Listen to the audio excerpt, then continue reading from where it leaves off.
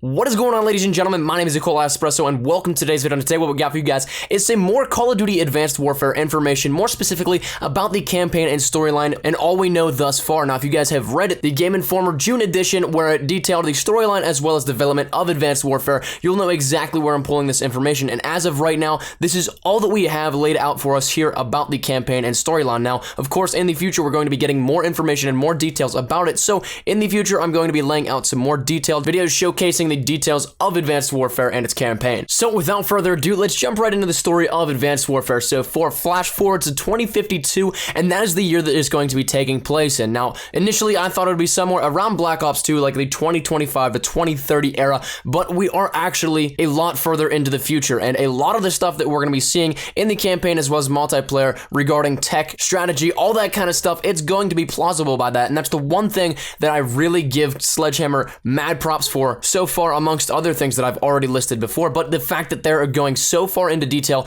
researching all this, they've gone to people in the field of futurism, governmental affairs, as well as military advisors. So all of this stuff that we're going to be seeing in the Advanced Warfare campaign, it is all completely plausible to be viable options for warfare in 2052. So let's add some more backstory to our campaign so far. Jonathan Irons, played by Kevin Spacey, is the CEO and founder of Atlas Corporation, the world's largest PMC. Now, what's special about them is they have special sanctions and is the first corporation to be admitted into the United Nations Security Council, so they can go above and beyond the law with whatever they need to do. Usually what they're doing is sweeping in after catastrophes and making sure things are restored to order, all that kind of stuff. And this is where we meet our main character that we are going to be playing as, and his name is Private Mitchell. Now, Mitchell began as a United States Marine, and then he fought alongside his friend Will Irons, who happened to be the son of the Atlas CEO, and after some conflicts, the two fought in with each other. Private Mitchell was approached by the elder Irons with an intriguing offer to leave the US military and join Atlas. If he were to do that, he'd be able to gain some access to the world's greatest technology and greatest weaponry available. So of course, for the sake of time and the sake of the Call of Duty campaign, we all know Private Mitchell's answer. He decided to join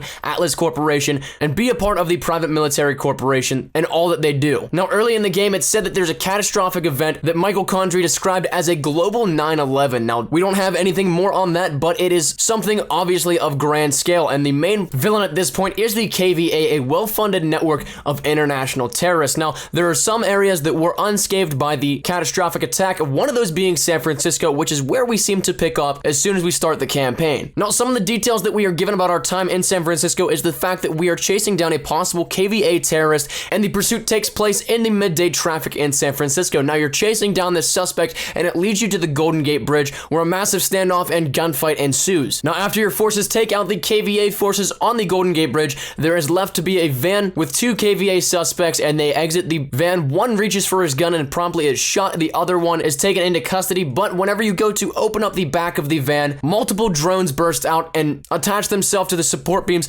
of the Golden Gate Bridge. Now, of course, in the Call of Duty destruction that follows, the Golden Gate Bridge does in fact collapse, the debris falling on a military aircraft carrier down below in the San Francisco Bay. Now, the KVA is attempting to take over the carrier for its own use, so Mitchell has to act quickly, in which he does. Now, he manages to keep the final turret active, which is one of the energy turrets, and it is my guess that that is the turret that we saw in the reveal trailer. Now, the blast that he shoots is aimed at the KVA container ship that is trying to come towards and invade the Bay Area. Now, that is where the destruction ends for that level. Now, the next level that Game Informer details takes place all the way out in Detroit, and that's one of these cities that was destroyed in the leveling terroristic event from the KVA. This level, entitled Aftermath, you do a lot of searching throughout the decimated city, and what Game Informer describes Sledgehammer did a great job of doing is keeping the tension very high, keeping it very quiet, keeping everyone playing the game on their toes. Private Mitchell eventually has to regroup with his partner Gideon. In that time sequence, a ton of firefights as well as chases go on. Eventually, a flashbang knocks out Private Mitchell, in which it seems like all hope is lost and he is captured. Now, when he comes back to consciousness, the KVA soldiers are standing above him,